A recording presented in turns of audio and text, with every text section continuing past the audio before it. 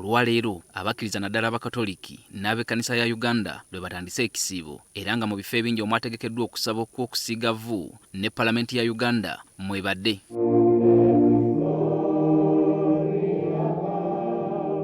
Palamenti olwaleero etegese okusaba kwa mirundi ebiri ng'okw'ekkanisa ya Uganda kukulembeddwa Ssaabalabirizi Kazimba Mugalu ate nga mmisa ey'abakatoliki ekulembeddwa omusumba w'essaza ly'e Lugazi Christopher Kakooza. Bw'abadde abuulira, Ssaabalabirizi asoose kujjukiza abakkiriza nti ekisibo tekitegeeza kwetimba vvu na kwerumya njala wabula ng'ekikulu kwe kwenyigira mu ebyo ebisanyusa omutonzi. This time of Lent is not a time for us to come and sit and also have ashes implored on us and go. It is a time to sit down and say, God, we need you. We need you as Ugandans. Ssaabalabirizi era akalaatidde bannabyabufuzi okukozesa akaseera k'ekisiibo okutabagana ne bannaabwe bwe batakkiriziganya mu ndowooza za byabufuzi. By the way, it's also a season for you to speak to your opponent whom you are competing with. No, it doesn't mean that because we belong to different parties, then we are enemies. No, we are not enemies. We are Ugandans. We are God's people. We have the red blood.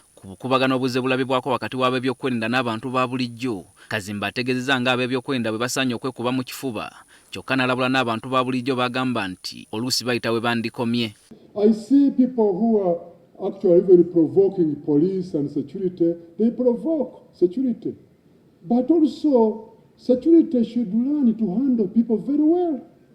Because sometimes it is too much when you say, but now, even cows are not beaten like that. So we need to see how can we handle these men and women who are provoking police. How can we teach our security to handle our people very well?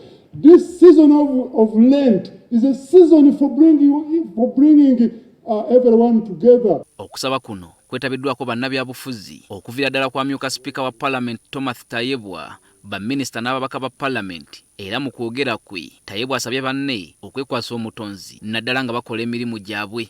So some of us first got accumulated enough sins so that we don't bother the road all the time and we think we are okay, about it.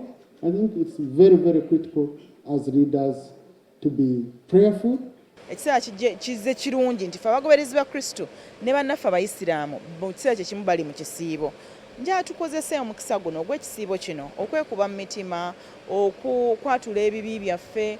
Era nga tutambulira ku mpagi ezisinga okutusomesebwa nga kwe kwagala omulinaanwa nga bwe weeyagala. Mu ekyo ng'ekisinga obukulu kye ky'okusonyiwa. Peter Serugo, NTV Akawungeezi.